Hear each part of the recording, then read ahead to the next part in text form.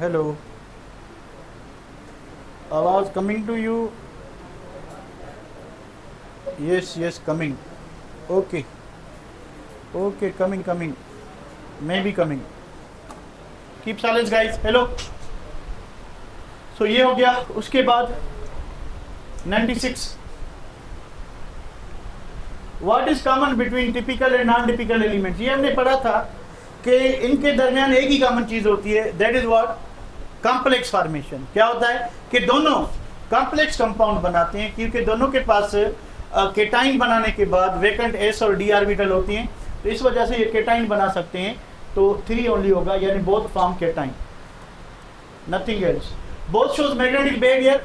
Magnetic behaviour के लिए unpaired electron होने चाहिए.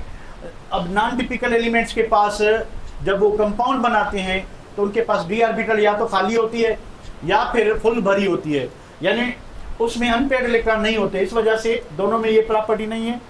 बोथ फॉर्म कलर्ड कंपाउंड्स नहीं, क्योंकि या तो ये D0 होगी नॉन टिपिकल में या फिर क्या होगा D10 होगी. तो इस वजह से क्या होगा कि DD ट्रांजिशन नहीं होगी, जिस वजह से कलर कंपाउंड बनते हैं. बोथ फॉर्म कॉम्प्लेक्सेस, ये बात सही है. Complex of both form DD transition नहीं. 97.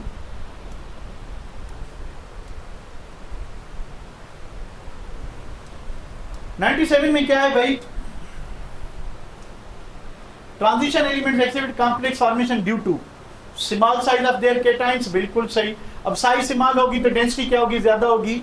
और जब ये पॉजिटिव आयन बनाते हैं तो इनकी डी ऑर्बिटल से कुछ इलेक्ट्रॉन जाते हैं, कुछ एस से जाते हैं, तो इसकी एस और डी ऑर्बिटल एम्प्टी हो जाती है. और ये आइडियल सिचुएशन होती है कोऑर्डिनेट कोवेलेंट बॉन्ड बनाने के लिए, यानी कॉम्प्लेक्स बनाने के लिए. लिगेंड जो है इनकी एम्प्टी ऑर्बिटल में अभी क्या करेगा? कोऑर्डिनेट कोवेलेंट बॉन्ड के थ्रू इलेक्ट्रॉन पेयर देगा. सो क्या होगा कि ऑल ऑफ दिस, सारी बातें सही हैं, कोई बात झूठी नहीं है. 98. भाई एक एलिमेंट है, हम ये आयनाइजेशन पोटेंशियल की एक एप्लीकेशन है कि आईपी के वैल्यू से हम number of valence electron predict कर सकते हैं. तो यहाँ पे देखें, एक एलिमेंट है जिसकी फर्स्ट, सेकंड, थर्ड और फिफ्थ ऑक्सीडेशन स्टेट 700, 1500, 32, फिर 4000, उसके बाद सीधा जंप आ गया 16000. यानी ये इलेक्ट्रॉन जो है वो इनर शेल का है, यानी ये वैलेंस शेल का नहीं है. तो कितने इलेक्ट्रॉन हो गए? 1 2 3 4 5 इनर शेल का है, तो 4 वैलेंस इलेक्ट्रॉन है. तो आईपी के वैल्यू से हम number of valence electron predict कर सकते हैं. ठीक है बेटा. उसके बाद क्या है? 99. 99 में क्या चीज है? Among the following elements highest oxidation. यहां पे भी काफियों को मसला हुआ होगा. देखें, क्लोरीन भी +7 शो करता है, मैंगनीज भी +7 शो करता है. ठीक है, यानी दोनों की हाईएस्ट ऑक्सीडेशन होगी. एक एक कंपाउंड लिख दें तो KMnO4,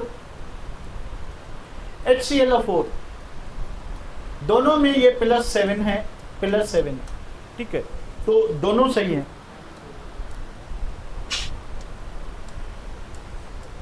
100 में क्या चीज है?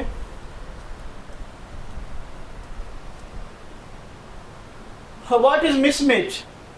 कि हाईएस्ट मेल्टिंग पॉइंट कार्बन की सही है, highest oxidizing power free state fluorine का अगर कंबाइन में स्टेट में होता तो फिर फ्री स्टेट में कौन होगा? क्लोरीन होगा, नॉट फ्लोरीन. सो ये गलत है. Highest ionization energy first helium की, बिल्कुल सही है. लार्जेस्ट ब्लॉक डी ब्लॉक, सही है. तो बी आपका आंसर होगा. अगर देखें फ्लोरीन मॉलिक्यूल है तो ये स्ट्रॉन्ग ऑक्सीडाइजिंग होगा क्लोरीन से. अगर एटम्स हैं तो क्लोरीन एटम जो है वो स्ट्रॉन्ग ऑक्सीडाइजिंग एजेंट होगा किससे? फ्लोरीन से. ये दो बातें ये ज़हन में रखनी होगी. ठीक है बेटा. 101.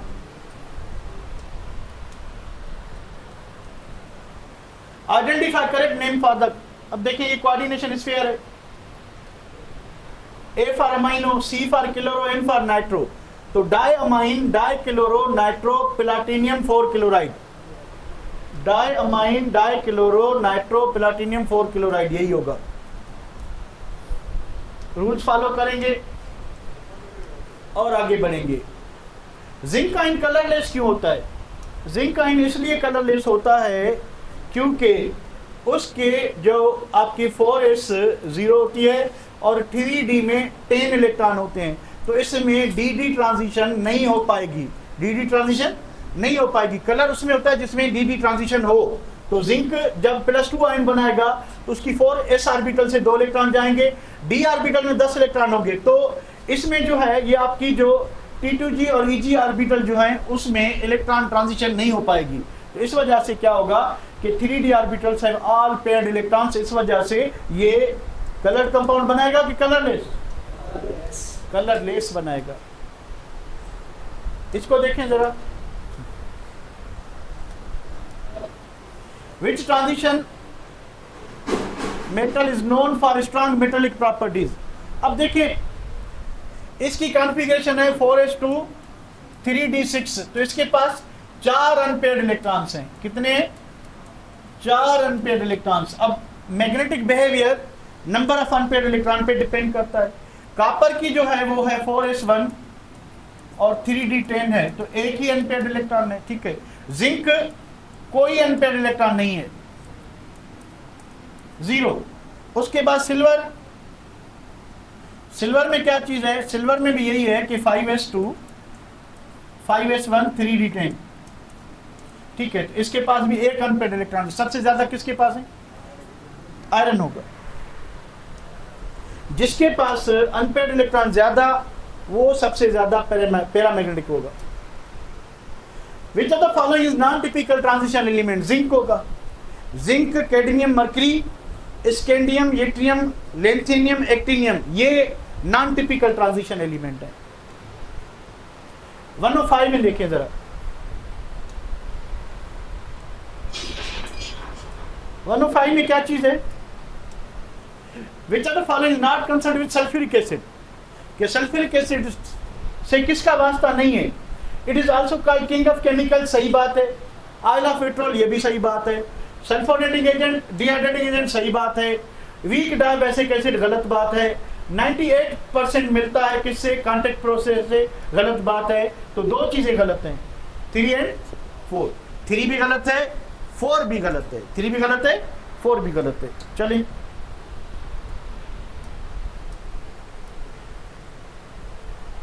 उसके बाद आए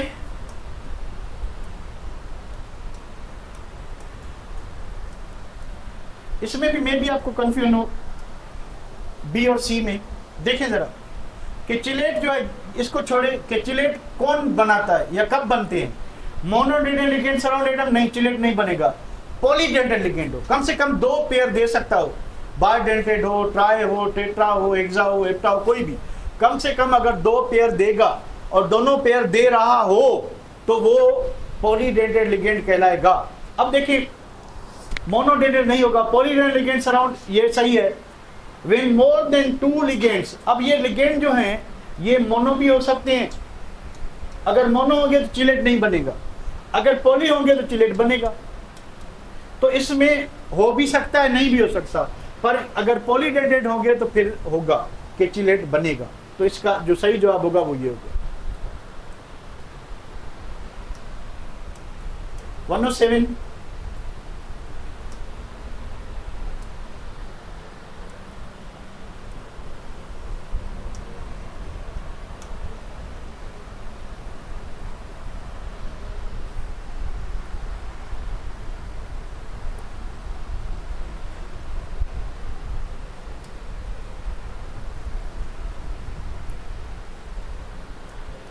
The strength of energy of transition element depends upon the number of unpaired electron।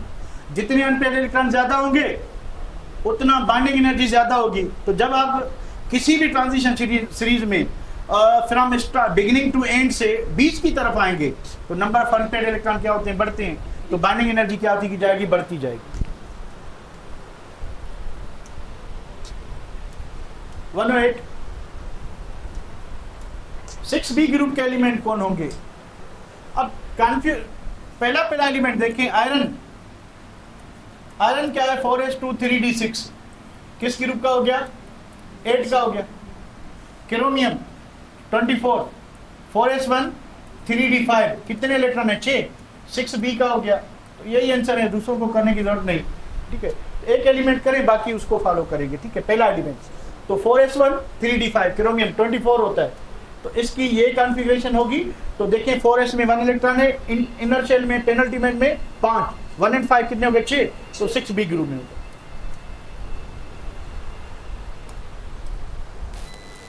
One 109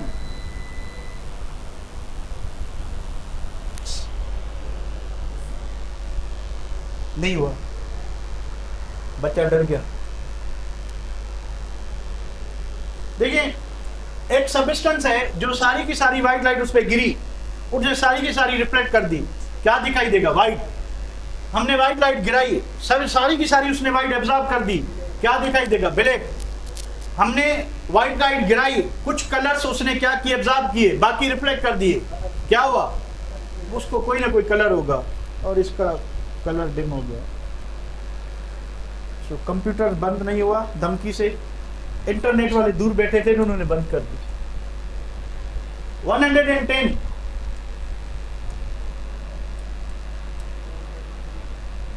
Which of the following reaction is incorrect? एक सेकंड देखें। Strong oxidizing agent, strong oxidizing agent can oxidize weak oxidizing agent, but reverse is not true. Reverse is not true, इसका मतलब क्या हुआ? अब इन सब में बताएं कि स्ट्रॉन्ग ऑक्सीडाइजिंग एजेंट कौन है? फ्लोरीन है और क्लोरीन है, ठीक है। अच्छा, तो फ्लोरीन और क्लोरीन किसको ऑक्सीडाइज कर सकते हैं? ब्रोमीन को भी कर सकते हैं और आयोडीन को भी कर सकते हैं, पर क्या आयोडीन सबको कर सकता है? आयोडीन किसी को भी नहीं कर सकता। तो नीचे क्या दिया हुआ है? आवाज आ रही है भाई, आवाज आ रही है? कौन सा सही जवाब है? कौन सा सही जवाब है, कौन बताएगा? सही जवाब क्या होगा आपका? डी। आयोडीन जो है ब्रोमीन को ऑक्सीडाइज नहीं कर सकता। इन सब रिएक्शन में क्या हो रहा है कि ये ऑक्सीडाइजिंग एजेंट है, ठीक है, और ये जो आयन है ये रिड्यूसिंग एजेंट है, ये इलेक्ट्रॉन डोनेट करेंगे किसको? इसको। तो ब्रोमीन ज्यादा ऑक्सीडाइजिंग एजेंट है किससे? आयोडाइड से। सो ये आयोडाइड को रिड्यूस नहीं कर सकता। सो ये रिएक्शन क्या है? गलत है।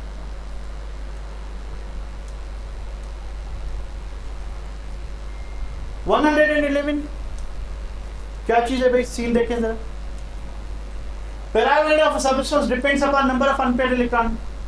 छोड़िए भाई, और ये फार्मूला था आपको याद है, बोर मैग्नेट आयन वाला, mu is equal to Nn plus 2, n is number of unpaired electron. 112 which is not a ferromagnetic. अब इसमें एक ट्रांजिशन एलिमेंट है ही नहीं, कौन सा है? स्ट्रिपनाइट, एंटीमोनी जो है ये ट्रांजिशन एलिमेंट नहीं है। तो पैरामैग्नेटिक कौन होते हैं? Transition element. अब ये ट्रांजिशन एलिमेंट है ही नहीं, जिसके पास इतने अनपेयर्ड इलेक्ट्रॉन नहीं होंगे। सो निकिल, कोबाल्ट, आयरन ये फेरोमैग्नेटिक हैं, पर कौन नहीं है? एंटीमोनी। 113 को देखें, क्या चीज है देखें जरा। Copper 2 salt solution is blue in colour, क्यों? D transition. यानी इसमें क्या होगा, इसमें कॉपर +2 आयन में जो डी ऑर्बिटल्स हैं, डी डी डी 5 ऑर्बिटल, ये किस में टूट जाएंगी? Eg-T2G। तो इसमें जो अनपेयर्ड इलेक्ट्रॉन है वो यहां से यहां जंप कर सकता है बाय एब्जॉर्बिंग कौन सी लाइट? Visible light. इस वजह से इसके कंपाउंड क्या होंगे? कलर्ड होंगे, ठीक है। उसके बाद आए भाई 114 को देखें जरा। When concentrated sulfuric acid is treated on wood, तो वुड की ये क्या करेगा? डिहाइड्रेशन में क्या होगा कि वुड किस चीज की बनी हुई है? ग्लूकोज यानी सेल्यूलोज की बनी हुई है, सेल्यूलोज या स्टार्च। तो उसमें क्या होता है? ये ग्लूकोज के पॉलीमर है, तो ये क्या देगा? कार्बन, N कार्बन प्लस क्या देगा? N वाटर, ठीक है। तो वाटर प्लस क्या बनेगा? कार्बन ब्लैक, काला कार्बन बनेगा, चिट्टा कार्बन नहीं बनेगा, डायमंड नहीं बनेगा। हाईली पैरामाइड आयन कौन होगा? जिसके पास अनपेयर्ड इलेक्ट्रॉन ज्यादा हो। तो मैं सिर्फ जो जवाब है उसको फोकस करता हूं। आयरन होता है 4s2 3d6। अब इसने 3 इलेक्ट्रॉन लॉस किए, 2 इधर से गया, 1 इधर से गया, तो डी में कितने इलेक्ट्रॉन हो गए? 5 इलेक्ट्रॉन, यानी हर डीजनरेटेड ऑर्बिटल में कितने? 5 के 5 अनपेयर्ड इलेक्ट्रॉन होंगे। तो सबसे ज्यादा जो अनपेयर्ड इलेक्ट्रॉन है वो किस में है? आयरन आयन में। तो आयरन आयन जो है वो सबसे ज्यादा क्या होगा? हाईली क्या होगा? 116 के मेल्टिंग पॉइंट और बॉइलिंग पॉइंट को क्या होगा? Regularly decreases down the group. बताएं 3a में क्या होगा? 3a में इरेगुलर ट्रेंड होता है, कोई रेगुलरिटी नहीं होती, ठीक है। 1a में क्या होता है? डिक्रीज होती है, और 2a में भी डिक्रीज होती है, ठीक है। 7a में क्या होता है? इंक्रीज, क्योंकि स्टेट ऑफ मैटर चेंज होती है। 8a में क्या होता है? इंक्रीज। क्यों? लंडन डिस्पर्शन फोर्स इंक्रीज होती है, क्योंकि ये सारे मोनोटॉमिक मॉलिक्यूल्स होते हैं, और इनमें लंडन डिस्पर्शन फोर्स वेट पे और साइज पे डिपेंड करती है। तो while moving from helium to xenon radon, आपका जो साइज है वो बढ़ता जाएगा। 117 the S block element form super oxide. 3 element हैं जो सुपर ऑक्साइड बनाते हैं 1a ग्रुप से, पोटाशियम, रुबिडियम और सीजियम। और सोडियम कौन सा ऑक्साइड बना सकता है? परऑक्साइड। 2a ग्रुप के कौन से एलिमेंट है जो परऑक्साइड बनाते हैं? एक बेरियम, दूसरा स्ट्रांशियम। 118 इसको देखें जरा।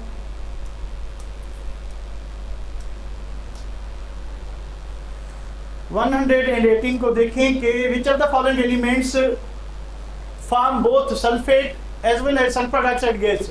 देखिए, अगर कार्बन को सल्फ्यूरिक एसिड से रिएक्ट कराते हैं तो सल्फर डाइऑक्साइड प्लस क्या बनता है आपका, क्या कहते हैं, कार्बन डाइऑक्साइड और वाटर बनता है, ठीक है।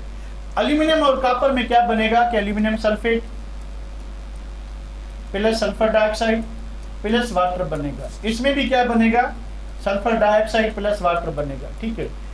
कॉपर के साथ क्या बनेगा? Copper sulphate plus sulphur dioxide plus water.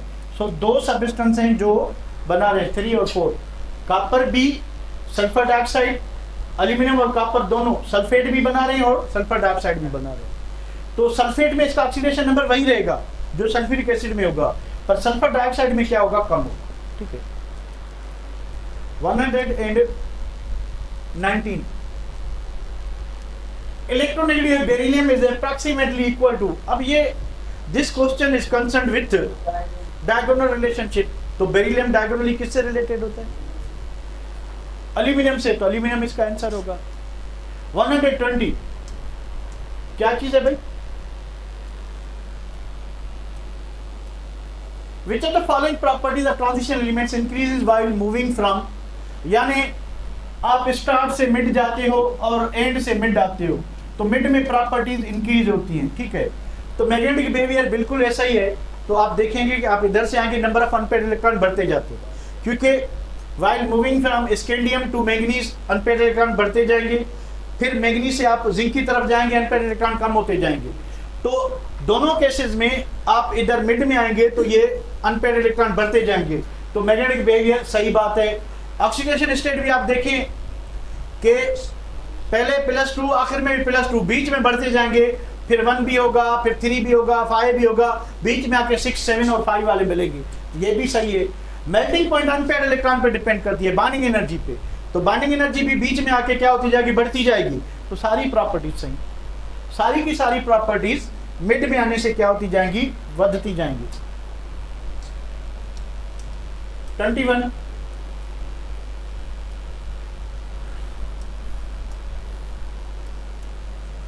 the third period element initially reacts rapidly with oxygen but form a protective oxide layer coating to prevent further oxidation. अब इसमें 2 एलिमेंट है, ये भी है, पर मैग्नीशियम की जो टफ फिल्म होती है वो इतनी ज़्यादा स्ट्रांग नहीं कि उसको बहुत देर तक या हाई टेम्परेचर तक प्रोटेक्ट कर सके, पर एल्यूमिनियम की जो ऑक्साइड लेयर होती है वो इसको बहुत ज़्यादा प्रोटेक्ट करती है। तो aluminium is considered as self protected metal. Self protected metal क्यों कहा जाता है? क्योंकि ये जो एल्यूमिनियम है, एल्यूमिनियम के ऊपर एक रस्टी लेयर बन जाएगा एल्यूमिनियम ऑक्साइड का। नॉर्मली मेटल्स में ये लेयर क्या करता है, ये लेयर मेटल को डिस्ट्रॉय करता है, पर एल्यूमिनियम को ये लेयर क्या करेगा, प्रोटेक्ट करेगा। क्या करेगा? प्रोटेक्ट करेगा। ठीक है बेटा। 122 bronze is an alloy of, अगर आप भाई दूसरे बुक्स की बात करेंगे तो फिर क्या हो जाएगा, कॉपर एंड टिन हो जाएगा। हमारे बुक में शायद गलती से लिखा हुआ है क्योंकि बाकी सारे बुक में टिन लिखा हुआ है, तो हम अपने बुक की बात करते हैं तो क्या हो जाएगा, टिन हो जाएगा।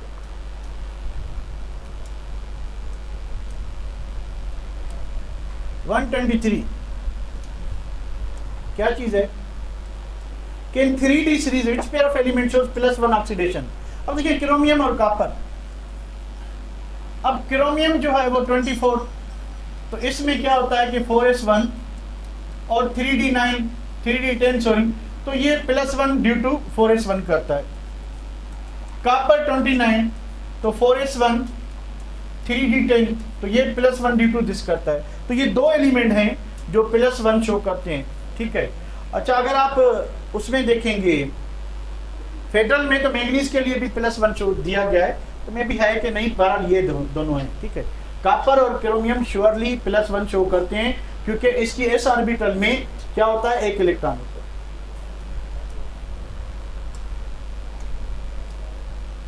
(124) transition element as a catalyst use क्यों होते हैं? ये हमने लेक्चर में पढ़ा था, बार बार पढ़ा था। वेरिएबल ऑक्सीडेशन स्टेट की वजह से, फॉर एग्जांपल एक एलिमेंट है +2 भी शो करता है, +3 भी शो करता है, +4 भी शो करता है। इसने इनिशियली क्या किया, इसने 4 वैलेंसी शो की, ऑक्सीडेशन नंबर शो किया। बाद में ये कन्वर्ट हो गया +2 में। क्या हुआ? पहले ऑक्सीडाइज हुआ था, अब क्या हुआ, अब रिड्यूस हुआ। यानी ये जो ट्रांजिशन एलिमेंट हैं, ये वेरिएबल ऑक्सीडेशन स्टेट की वजह से ऑक्सीडाइज भी हो सकते हैं, रिड्यूस भी हो सकते हैं, इलेक्ट्रॉन लॉस भी कर सकते हैं और गेन भी कर सकते हैं। और ये क्या बनाते हैं, एक अनस्टेबल इंटरमीडिएट बनाते हैं, इनके ऊपर रिएक्टिव साइट होती हैं। सो आंसर क्या होगा, ऑल ऑफ दीज, सारी प्रॉपर्टीज इनके पास होती हैं। ठीक है। अब बात करते हैं किसकी, 25।